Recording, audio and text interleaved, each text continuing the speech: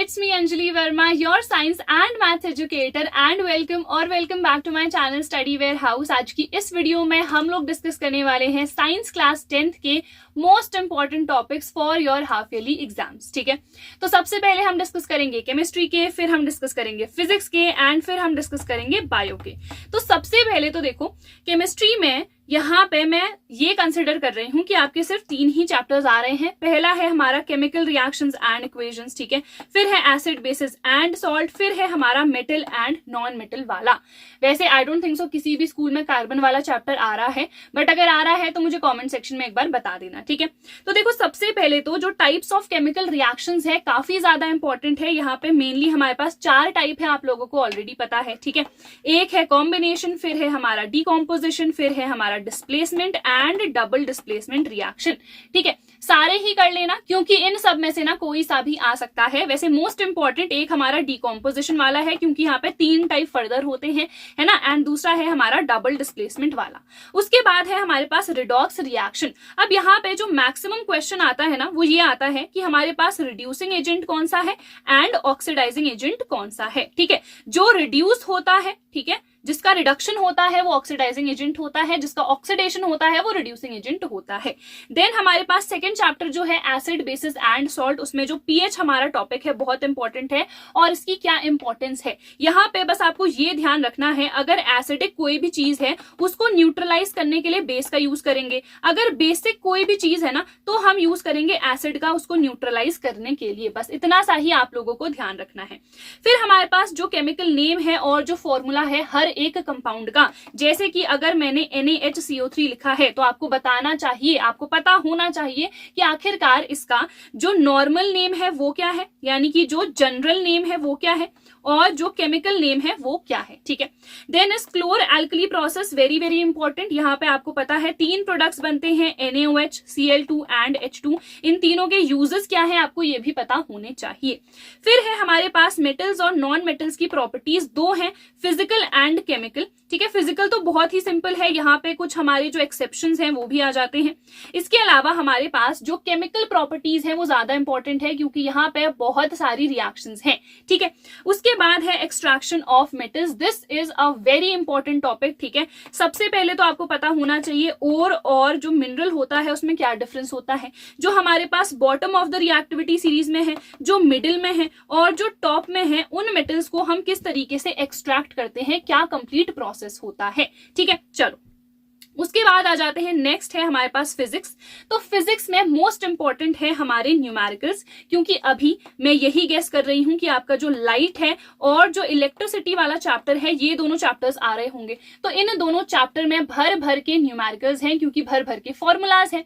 तो सबसे पहले तो जो लाइट चैप्टर है उसमें मिरर और जो लेंस फॉर्मूला है उससे रिलेटेड जो क्वेश्चंस हैं आप लोगों को देख लेने हैं। ठीक है, इसके अलावा जो साइन कन्वेंशन है दैट इज वेरी इंपॉर्टेंट। कई बच्चे ना न्यूमेरिकल इसी वजह से गलत कर देते हैं। मैंने ऑलरेडी आप लोगों को बता रखा है, जो भी हमारे लेफ्ट हैंड साइड को आते हैं उसके लिए हम नेगेटिव लेते हैं, राइट हैंड साइड के लिए पॉजिटिव, ऊपर के लिए हम लेते हैं पॉजिटिव और नीचे के लिए हम क्या ले लेते हैं, नेगेटिव ले लेते हैं। ठीक है, तो ये चीजें आपको पता होनी चाहिए। उसके बाद इलेक्ट्रिसिटी वाले चैप्टर में से आता है सीरीज एंड पैरेलल का कॉम्बिनेशन। ठीक है, बहुत सिंपल है। एंड हीट से रिलेटेड जो हमारे न्यूमेरिकल्स हैं वो यहाँ पे काफी ज्यादा पूछे जाते हैं। फिर जितने भी रे डायग्राम्स हैं लाइट वाले चैप्टर से सारे आपको आने चाहिए। बहुत बार complete the following ray diagram type के क्वेश्चंस आ जाते हैं। आप लोग PYQs चेक करो, आप लोगों को खुद देखने को मिल जाएगा। ठीक है, देन डायग्राम बेस्ड क्वेश्चंस काफी ज्यादा आते हैं। ठीक है, फिर है हमारे पास ओम्स लॉ। ओम्स लॉ आखिरकार क्या होता है, बहुत ही सिंपल है, 1 या 2 मार्क का ये हमारा क्वेश्चन बन जाएगा। फिर है power of a lens, very simple, P = 1/f होता है। ठीक है, और यहाँ पे जो हमारी फोकल लेंथ है वो मीटर में होनी चाहिए, तभी जाके ये मैंने गलत लिख दिया, तभी जाके डायोप्टर में क्या आएगी, पावर आएगी। ठीक है, चलो उसके बाद अगर आपका ह्यूमन आई वाला चैप्टर भी आ रहा है तो डिफेक्ट्स ऑफ विजन 3 है हमारे, तीनों देख लेना।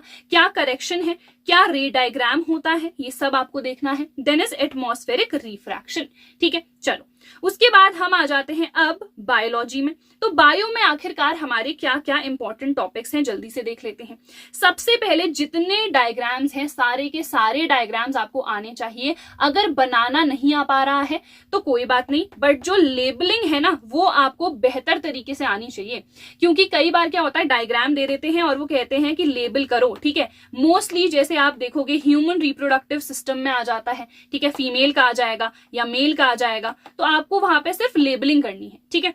उसके बाद एक्सक्रीशन एंड रेस्पिरेशन जो हमारा लाइफ प्रोसेसेस वाला चैप्टर है, उसमें ये दोनों टॉपिक काफी ज्यादा इंपॉर्टेंट है। वैसे तो ये पूरा ही जो चैप्टर है काफी इंपॉर्टेंट है, थोड़ा सा लेंदी है, डिफिकल्ट बिल्कुल नहीं है, बस थोड़ा सा लेंदी है, ठीक है। फिर हमारे पास है human brain control and coordination वाले चैप्टर से। देन इज हॉर्मोन्स, ठीक है, प्लांट हार्मोन भी इंपॉर्टेंट है एंड जो हमारे पास ह्यूमन हार्मोन्स हैं, ठीक है, ये भी काफी ज्यादा इंपॉर्टेंट है। फिर उसके बाद अगर आपके सिलेबस में ये वाला चैप्टर आ रहा है हमारा हेरिडिटी वाला, इवोल्यूशन तो कट गया है, डिलीट है, पढ़ना नहीं है। अगर हेरिडिटी आ रहा है तो मेंडल लॉ मोस्ट इंपॉर्टेंट, कई बार यहाँ पे से 4 नंबर का केस स्टडी वाला क्वेश्चन तो आ ही जाता है, ठीक है। उसके बाद अगर ये वाला चैप्टर आ रहा है तो food chain and food web जो है काफी इंपॉर्टेंट है, ठीक है। बायो मैग्निफिकेशन क्या होता है आपको पता होना चाहिए। एंड हमारे पास ट्रॉफिक लेवल एक और टॉपिक है विच इज वेरी इंपॉर्टेंट। अगर रिप्रोडक्शन वाला चैप्टर आ रहा है तो वहां पे जो एसटीडीज हैं वो काफी इंपॉर्टेंट है। एसटीडीज क्या है, कैसे फैलती हैं, ठीक है, कैसे हम प्रिवेंट कर सकते हैं। इसके अलावा अभी मैंने बताया जो ह्यूमन रिप्रोडक्टिव सिस्टम है, दोनों ही फीमेल और मेल वाले आपको आने चाहिए। रिप्रोडक्शन होता क्या है, फर्टिलाइजेशन क्या है, ये सारे टॉपिक्स आप लोगों को देख लेने हैं, ठीक है। तो फिजिक्स, केमिस्ट्री, बायो, तीनों के लिए ही हम लोगों ने डिस्कस कर लिया है कि कौन कौन से हमारे मोस्ट इंपॉर्टेंट टॉपिक्स हैं। फिर भी अगर कोई भी डाउट है आप लोग कमेंट सेक्शन में पूछ सकते हो। जो वन शॉट लेक्चर्स हैं, रिवीजन लेक्चर्स हैं बेसिकली, वो मैंने ऑलरेडी अपलोड कर दिए हैं। जो प्लेलिस्ट की लिंक है आप लोगों को डिस्क्रिप्शन में मिल जाएगी, तो जाके चेकआउट कर लो। सारे लेक्चर्स को आप लोग 20 से 30 मिनट में कंप्लीट कर लोगे। हर एक चीज मैंने कंप्लीट करी है, वहां पे कोई भी टॉपिक को मैंने छोड़ा नहीं है। क्वेश्चंस की वीडियोस अगर आप लोगों को चाहिए है तो मुझे यार कमेंट सेक्शन में बता देना, ठीक है। So that is it for this video. हम मिलेंगे हमारी अगली वीडियो में। Till then bye everyone, take care and all the best.